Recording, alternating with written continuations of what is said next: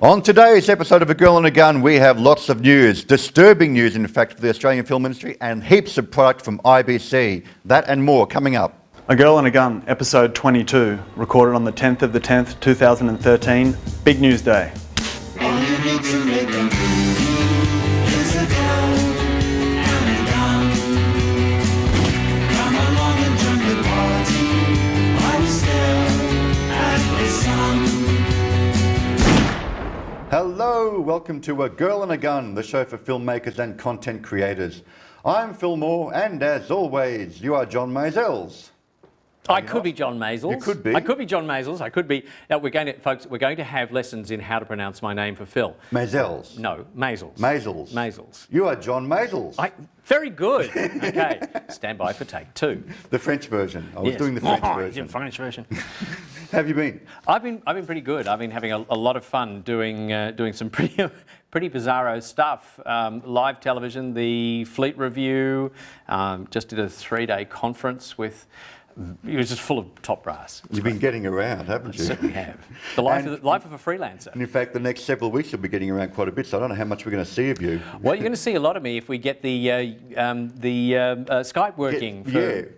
We'll be coming in from Hollywood live. Hopefully. We've got Skype lined up, but we've never had a chance to really use it.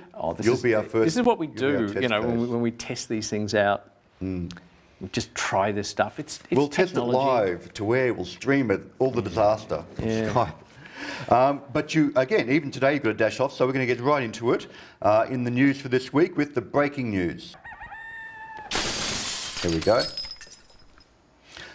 First up, just a little announcement. NIDA have announced they're now going to do a Masters of Fine Arts in Directing and Masters of Fine Arts in Writing. So if you want to take your directing or your writing really seriously in terms of study, NIDA are now offering a Masters on both of those areas. Have they never done that before? Not to that extent, not to that level. So they've had bachelors but not masters? I don't know. I'm not sure what they've done, but I don't think they've done a Masters before. Exactly. So this will be a 15-month degree for each of them. To find out more, I've got this off if.com, if magazine, but you can go to nida.edu.au, I should say, to find out more if you're interested in doing their Masters in Directing or Writing at NIDA. Further in Australia, if you recall, Queensland government, the Queensland Film Board, they've been having some problems because they lost their funding, Screen Queensland, all of that, and the film festival and all that up there. The article here, which comes from the Herald Sun, says that it's basically dying. The industry in Queensland and the studios on the Gold Coast in particular are dying. They've got one project which is called Unbroken, which is the Angelina Jolie directed film, and there's nothing much else on the horizon for them. Everything else is broken. Yes. This is really interesting. So essentially what we're saying is change of government, change of policy, pulling the rug out from under the arts funding, and an industry is collapsing. It's collapsing. So you'd have to ask yourself straight away the question, how much money was being pulled from this, and what is the flow-on effect? Well, basically, last financial year, 33.33 million was spent in the film industry, generating nearly 60 million. So you get twice back what you put into it, effectively. This year, back in its peak, there was $160 million worth of production going on. It's now dropped to 33.33 million. But okay, so how much money was the government investing? How much money has the government pulled? Pretty much all of it. Well, so the government's now investing nothing, and we've seen a drop. Yeah. I'm putting him on the spot. Well, they talk in terms of budget, so how many big budget productions are going there, and they're not attracting those. And the dollar's part of it, of course, and all of that, but the dollar's now dropping a bit more, so that's... Yeah, look, I think it's always a fair question for people to ask, and politicians certainly ask this in Parliament every time they're trying to score points, and they say, well, why should government invest in this industry? Why are you giving the tax breaks? Why are you using taxpayer dollars to fund this industry or that industry? And it'd be the same for the car industry. And here we're seeing a direct impact, a direct effect between the lack of investment by the government and lack of return. Yeah, What well, worries me is, a whole lot of our friends are now going to be not getting work. And part of it says here, it would struggle to cope if the taxpayer-funded industry bodies, Screen Queensland and the government, do succeed in attracting big budget productions. So that government investment does help, because of the tax write-offs, attract the big budget films that make it a viable business, basically. Yeah, well, there's another thing. It's not just the tax write-offs that you get, but the organisations funded by the government do themselves go and act as a stimulus. And it's not just Queensland. I mean, this is what the story's about, but this is happening all across Australia. It's partly the dollar, it's partly the downturn in the economy. That surprises me, Queensland's though. suffering because of those issues that they've had in the last year. Yeah, but that surprises me. At the moment, the Australian dollar dropping by 10%, in effect, I would have thought that would be improving the chances of getting production. But we've still got a flow through from having such a strong dollar in the past financial year, basically. People haven't worked out that we're getting cheap again. Once we get back down to 85 or something, that would make us much more attractive. Where are we now? We're 93 or something like that? 94 as we go to... So we're still pretty strong by comparison. Anyway, moving along.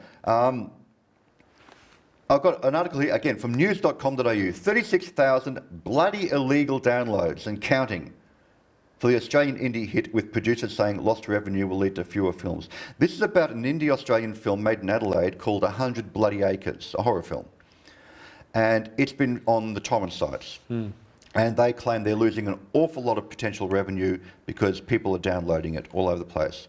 And they're not getting the sales, they're not getting the, they can't get the sales and they can't get the revenue that they would do otherwise.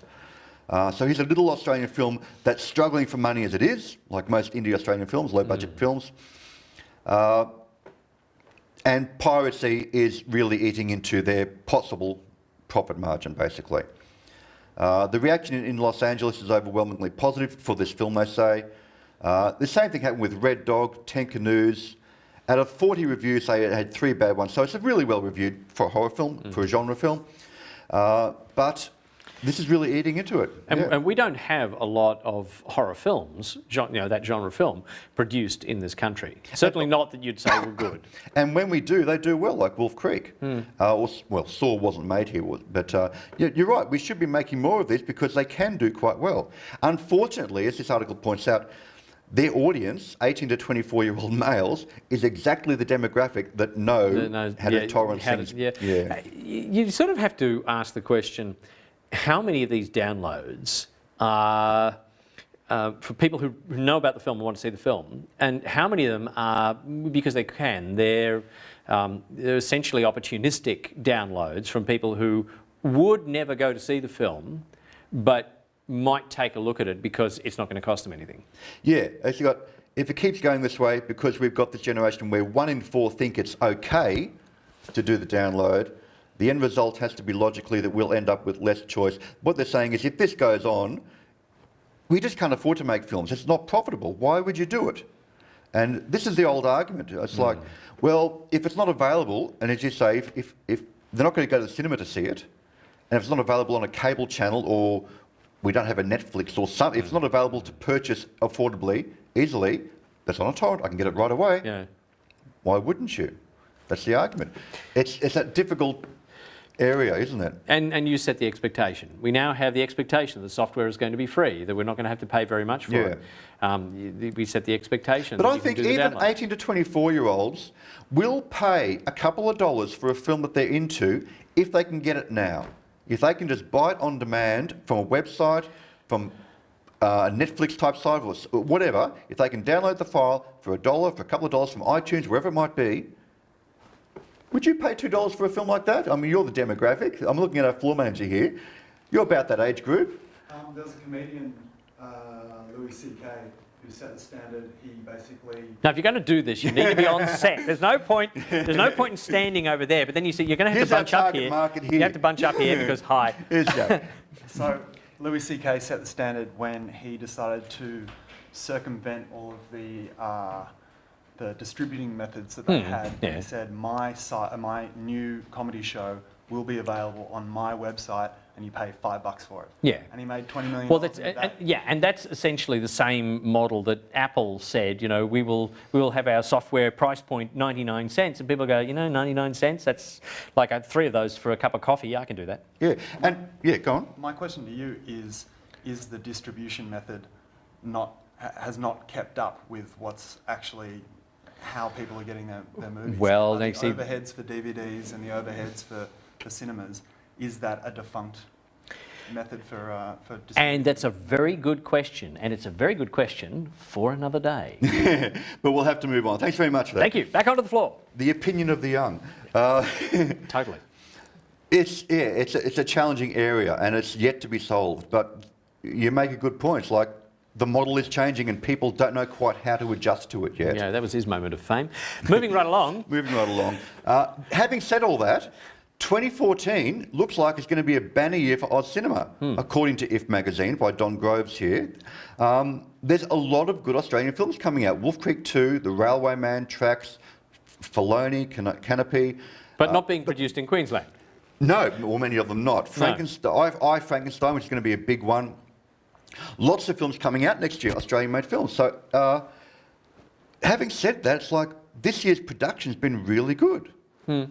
Ironically, I don't know what's going on there. Just not as much of it. Let's hope we go and see some of them in the cinema and they can make their money back, so that 2015 can continue to be a banner year for Aussie films. Absolutely. Hopefully. Finally, on just not so much Australian news, but Australian related, James Packer, who, according to RadioAustralia.net, is being called a casino tycoon now.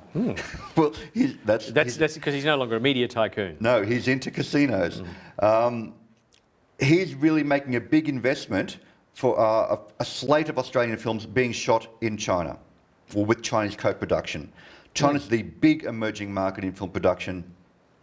75 films over 4 years he wants to do, with an investment of 450 million Australian dollars. 75 films, so that's 20, so I'm just trying to work this out. It's out. roughly one every 2.5 weeks. Yeah, so there'll be a lot going on all at the same time. And what's 450 divided by 75? So a few $1 million each, 2 to 3 million. So they're all pretty low budget. Well, about $2 million each, that'd be, right? Thereabouts. So, yeah, 75 over 4 years, about $2 million Australian budget. He's going to churn them out. Probably lots of kung fu films, lots of martial arts films. Look, at that budget, it won't be hard to make a profit on them. Well, he's a smart boy. Presumably he's not making them for the Australian market. Well, if they do, great, but yeah, Chinese market especially, because they're opening their doors to this kind of thing, and as long as there's enough Chinese input there, you can make a mozza just in China alone. Absolutely. And they're not the only ones doing, but James Packer's getting right on board that wagon, basically. And if they don't like the film, he can get them to the blackjack table. So it's cool. Okay, I'm going to hand it over to you, because now we're going to talk IBC. We're going to talk IBC. So IBC is the world's second largest broadcast convention. The biggest one is NAB, held every year in the sort of March, April timeframe. IBC in September. IBC attracts about 53,000 people to the conference and the exhibition. Now get that, 53,000 people. This is not a lightweight gathering by any means. And the conventional industry wisdom, for those of you who've never been across this, is that people go to NAB, about 110,000 people go to NAB to see the newest toys, all the stuff that's up and coming, what the vendors have to offer. Then they wait 6 months, they go to see the real emergence of the thing at IBC, which is by the time that everybody's got it working and it can be shown. But the other thing is that IBC is in Amsterdam. It is the home of the European market.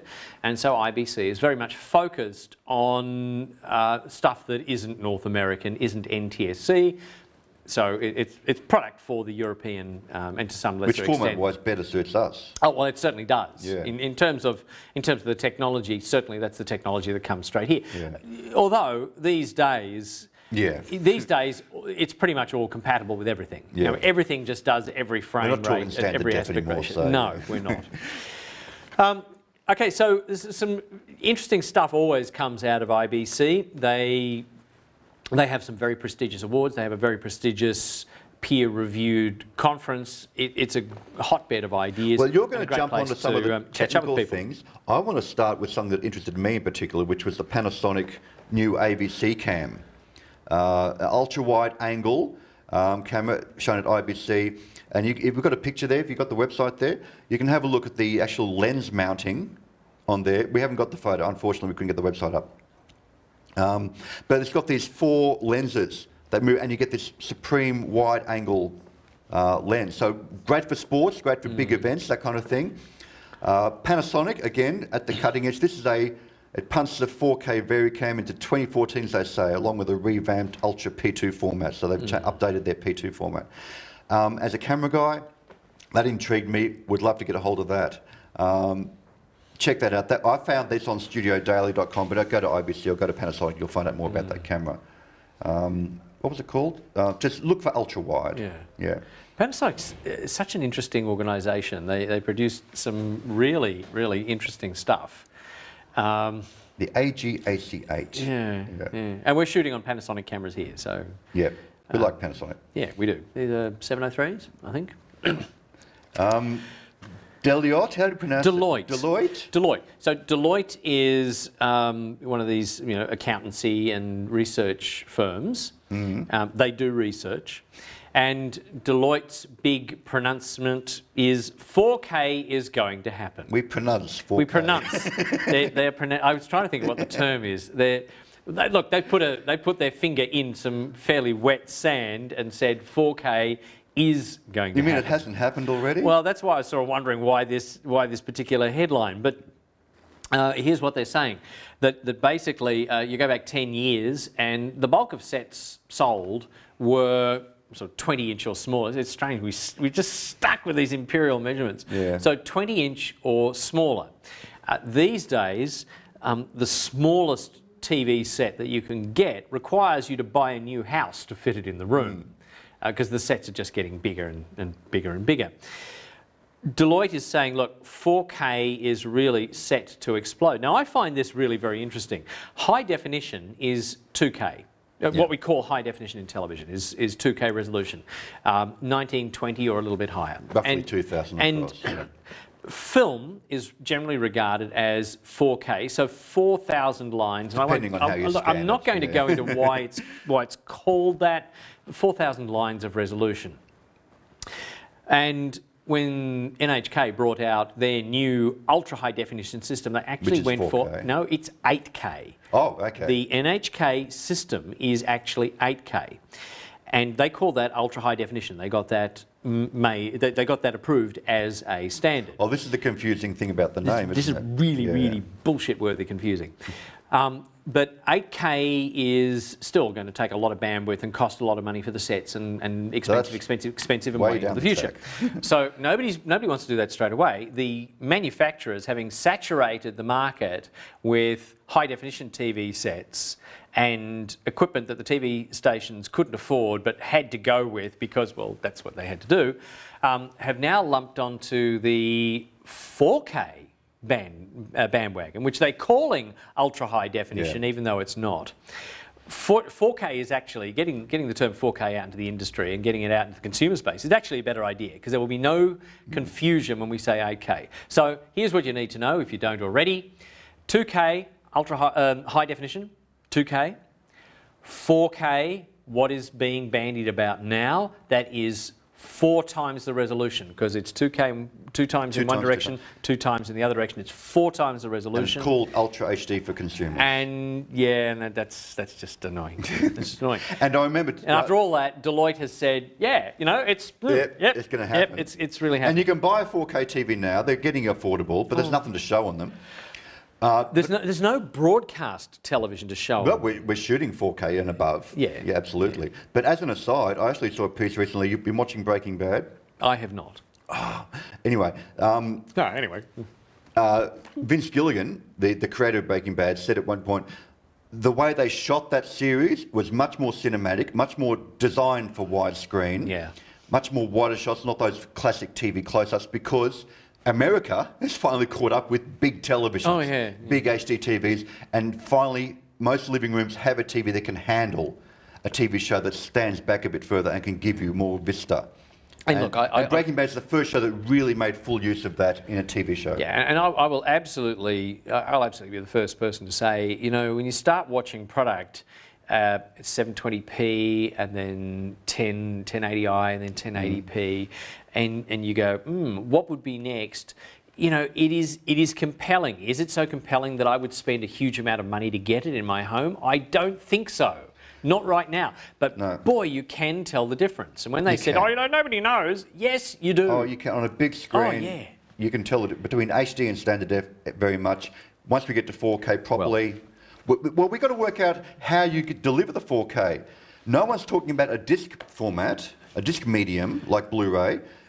We can't download it. The files are too big. Look, you can watch this. Philips and Panasonic are now working on some next generation formats where you'll be able to put 300 gigs in about the same footprint as we currently like have. this. I'm hoping there will be a disc format. I hope that it still lives alongside streaming and other times. I like physical media. Yeah, physical media appeals to me. IBC honours the old and the new. So who got the awards? I'll tell you who did get the award. Sir Peter Jackson. Oh? He got the absolute top gong, the International Honour for Excellence. Clearly, for a large amount of work that he's been doing, he's sort of for The Hobbit or for. Well, I mean that's the current project, which is the 3-movie series of The Hobbit. You've got to have 3 movies, or you're sort of desperately nobody. But he's also done a whole lot of other work. The work that he has done, the fact that he's based himself in New Zealand, the fact that there's been a lot of development in technology that's followed the work on Lord of the Rings and The Hobbit. Yeah, and the excursion into high frame rate. Well, the high frame rate, the 3D on Desolation of Smaug, which is the next one I think in the series, the second in the trilogy, coming out December. Yeah. And yes, he, along with various people like James Cameron, are really trying to push the envelope of cinema. I didn't see it in high frame rate because my local cinema just didn't offer it in that. I did see it in 3D though. It was good in 3D. I've heard various reports about the high frame rate.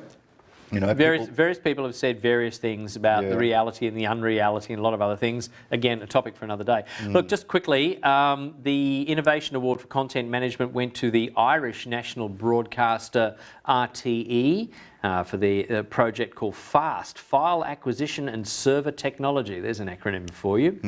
And Park Road Post got an IBC Innovation Award, so that's one of the companies set up by Sir Peter Jackson, right. Park Road Post in Wellington. They've got IBC Innovation Award for Content Management to Irish national broadcaster RTE. Okay. And look, the Japanese Commercial Broadcasters Association got the Content Delivery Award for a very advanced project to build a contribution and distribution network across the country. And this goes back to what you were saying before. It's all very well having this large format stuff. Yeah. You've just got to get it to people. You've got to be able to get it out. So lots of work there, and these awards are very good. They are prestigious, and frequently they go to the they send messages to the organisations of the innovators, because innovative products that come out aren't always well loved by the organisations that have produced them. Sometimes they're skunkworks projects, and you need these awards in order to move the project to the next level. Give them some profile and give them some push. Yeah. Sad but true. Okay, you've got here from Ross Video, carbonite switches. Look, last program we did, I think I baffled you completely with some... Well, I didn't have pictures, you see. I've got pictures now. Let's have a look. Okay, so you've had a look at this. Let's just have a look at the picture of the carbonite range. Can we get that side up? So this is a range of switches that Ross has produced. There's sort of basically one size... Oh, come on. We must be able to get this up and cut it in. We're having trouble with our other computer, No, don't worry. Phil will just get it into that shot. You can go and have a look at this. The switches are very interesting. So they're all based on a small frame size, which means a lot of the work must be done in software or done in firmware. And the carbonite comes in a range of control surface sizes which match some of the power, but a lot of the power is available on the smaller control surfaces. You know, if you happen to be able to work your fingers around the buttons. I have now used a carbonite 24-2 in anger. in a show, Right. and I had to learn it very, very quickly, pretty much with only the online documentation. I have subsequently been told, but have not tested, that Ross has available people who will answer the questions and tell you how to set stuff up, which I wish I had known, because I wanted to set up some moving stuff in boxes to be able to do some zooms and pushes and squeezes and get stuff in and out of the screens, and I couldn't work out how to do it. Now, this has nothing to do with Carbonite, the backup solution. That's a different company completely. Yeah. Okay. This is Ross Carbonite is their range of switches. Now, they announced a number of additions and improvements to the range and some incredible price reductions, and we're talking about stuff that, you know, even at the big end is so unbelievably cost effective compared to even like 5 or 10 years ago. For the same amount of power 5 or 10 years ago, you would have paid 10 times as much. Easily. It's incredible. Something that I mentioned last show, we didn't really talk about it, is a thing called the Ross, the Mini Me. Also from... It's part of the Carbonite range. Mini Me or Mini ME, Mix Effects. Okay, so if you're not familiar with broadcast switches or production switches, it's going to mean absolutely nothing to you. But in a traditional switcher, you have many, many rows where you might set up an effect on one row, bring that down to the next row, add something to it, bring it down to the next row, add some more. So eventually you're able to build up people in boxes, add the title, put the background on, zoom the whole thing in and out, do some tumbles, do all that. And you set it up. And it can be pretty laborious doing that. But eventually you build up your effects. The most complicated switches, the ones that are really, really big, are big because they handle many inputs and they're able to do all that on the fly in the layers that you've got available. Right.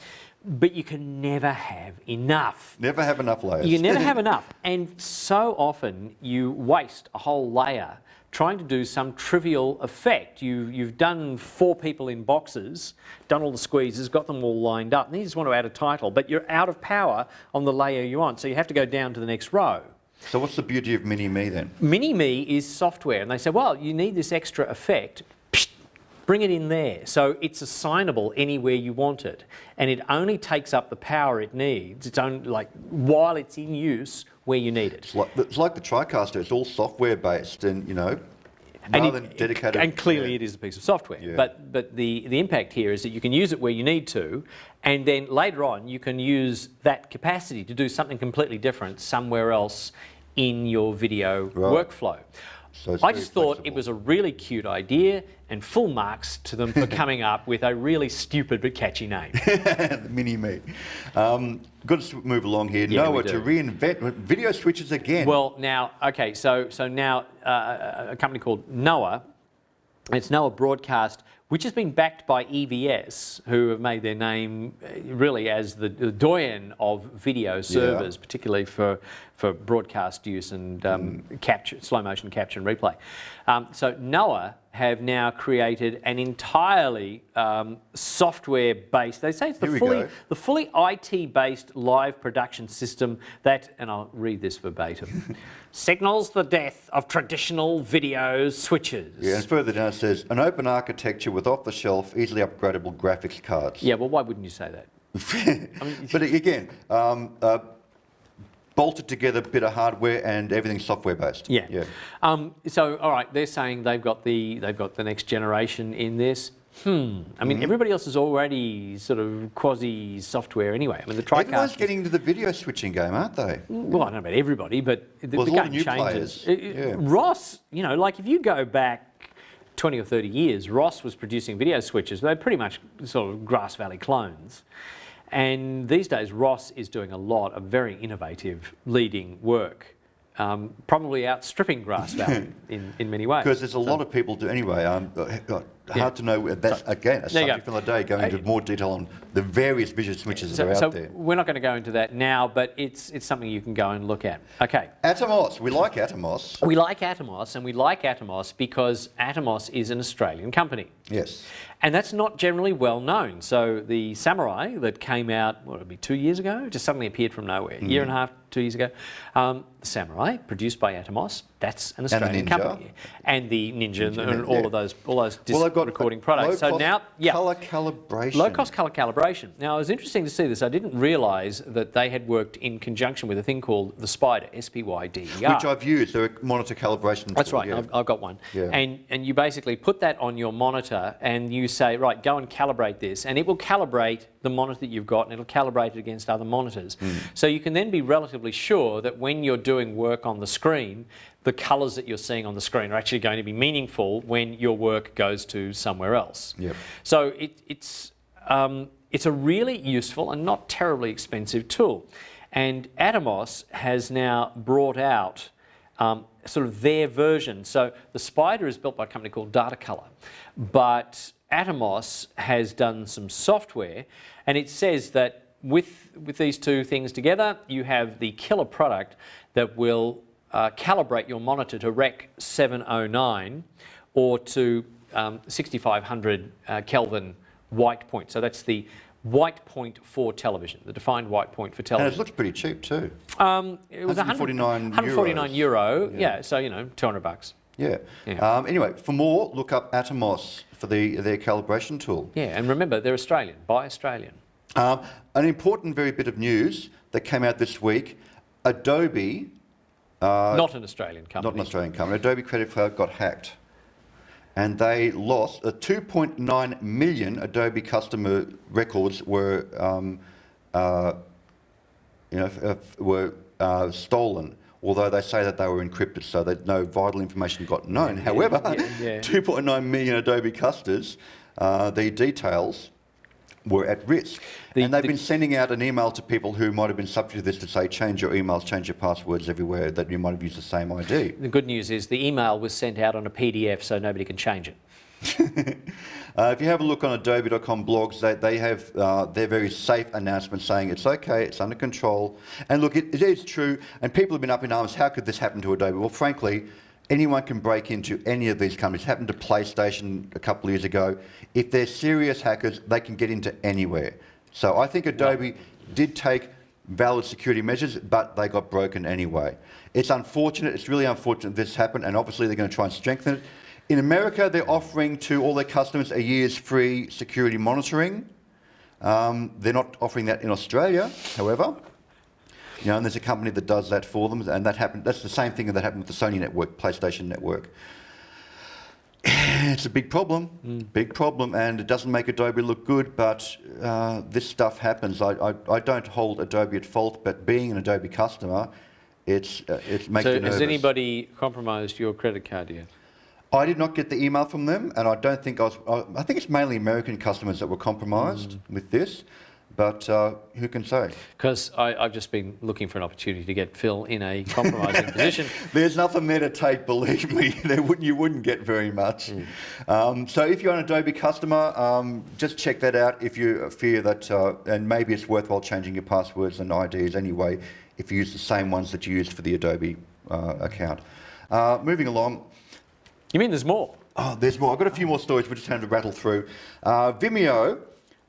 There's been a legal case that a judge has ruled that there's a triable issue as to whether Vimeo, the website, the music, which often has music videos, could be sued for copyright infringement by the record companies. If people put up videos that have copyright music, and Vimeo is aware of this, Vimeo are then liable for allowing it to happen. And there's been a case where Vimeo themselves knew that there was things that were using the Beatles or Daft Punk or Radiohead type songs. So a judge has said you could be liable because you seem to know about some of this stuff. So there's that case, which does not bode well for Vimeo, frankly, which is a top site. There was another legal case with Avatar. James Cameron, because he had the biggest film ever with Avatar, was being sued over the story of Avatar. That it was... that the story was ripped off from someone else, some other writer. Well, for God's sake, it's a classic hero's journey story. It's like every other second film almost out there. It There's only like 5 stories or something, isn't that it? well, depending on what variation you look at. Yeah. I mean, but the story in Avatar was very straightforward hero's journey. There were so many films that follow that same basic formula. Oh, yeah. It's hard to claim that it was a direct rip-off of your script. And Yeah. basically, James Cameron has won that case saying, no, it's just, there's similarities for sure. Unless you've written a story with half-naked blue people and tails riding on strange monsters, you know, the rest of it is just you wake up, you're somebody else, there's an adversary, you win over the adversary, there's another thing, you triumph over that, boy gets girl, boy gets girl. And the difference was they had unobtainium and they were blue. That was it. Yeah. Moving right along, Microsoft are about to release the Surface Pro 2. Yay, yet another tablet. Yay. I haven't, but they're claiming this would be used for filmmakers as a 4K workflow. Yeah, really? Okay. I'm not sure about that. They have a quick demo here. If you have a look on, have we got that site up? I don't know if we got that running. We haven't had anything so far, so I don't think why we'd have that. I've got this on Studio Daily. Anyway, have a look at Microsoft if you're interested in possibly using the Surface Pro 2 for your 4K workflow. I don't know that I would trust it, to be honest, but Microsoft are claiming it's a market for them. One clip, another clip that I found really interesting, Final Cut Pro 10, which a lot of professionals have shunned. Apple, and this is like 2 years ago they released it now, and so it's been updated. There are people using it. There are people that like it very much. There's a video here, again, I got this on Studio Daily, from Larry Jordan, who is not an Apple employee. He's not a spruiker for Apple, but he gives this very good talk as an editor about why you should have a second look at Final Cut Pro 10. And he talks about the competition, which is Adobe and Avid and, in that league. And he talks mainly about the plugins that are now available for Final Cut Pro 10 that improve the workflow, and about one very big budget feature film, which he can't talk much about, that chose Final Cut Pro 10 as their editing platform of choice. So if you're still tossing up whether to use it, have a look at this video from Larry Jordan.